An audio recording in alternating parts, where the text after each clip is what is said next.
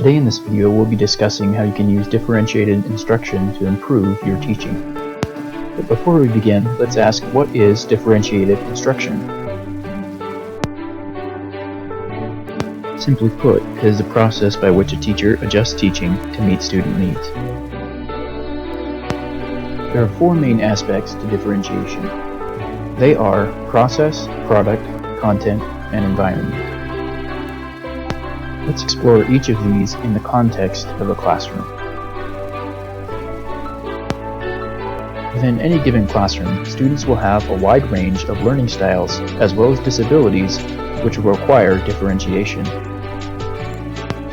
Here in our sample classroom we have Kate, who is highly kinesthetic and learns best by manipulating objects in space.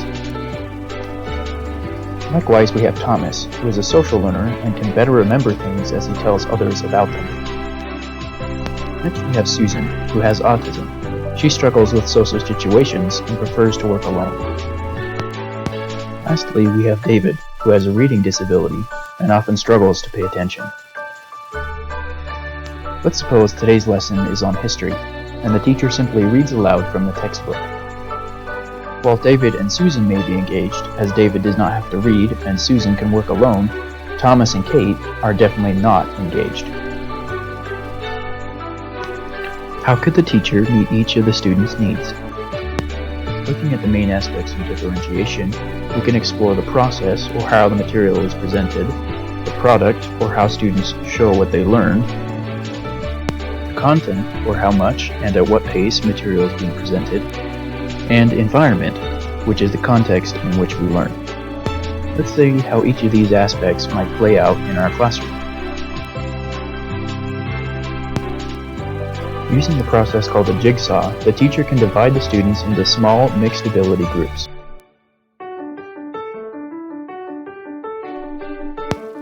Next, the teacher can assign each student to be responsible for a different portion of the text. Because David struggles with reading, his portion will be the smallest. Next, the teacher assigns roles.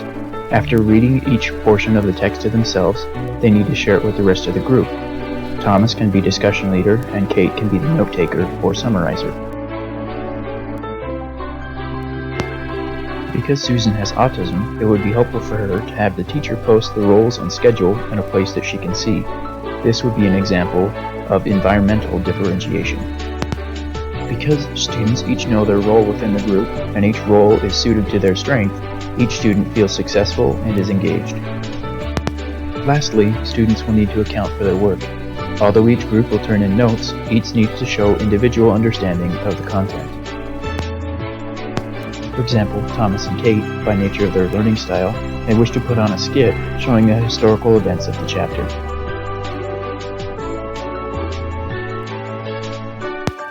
David may choose to draw a picture, and Susan may choose to write a paper. The teacher's role is to provide some options and be flexible in assessing students' knowledge. This has just been one example of how to differentiate using a jigsaw. Other ways to present material could have been through audio or video, or through the use of authentic research. When it comes to products, there are multiple ways that students can show what they know. This could be through a skit, graphic organizer or worksheet, a group poster, or even a test. David, we saw a change in the amount of content he was given. Although depending on his disability, we could have changed the type, what language it was given in, or even allowed for assistive technology. With Susan, we saw an environmental change. Other students may need adaptations in noise level, classroom accessibility, number of students, or even a new seating arrangement. Regardless of how you differentiate, it will take time, careful planning, and knowing your students, but it will always improve your teaching. Let's review. Differentiation happens through the process, product, content, or environment. Always remember that differentiation is simply how teachers meet student needs. This concludes our instruction on differentiation. I hope you've enjoyed it.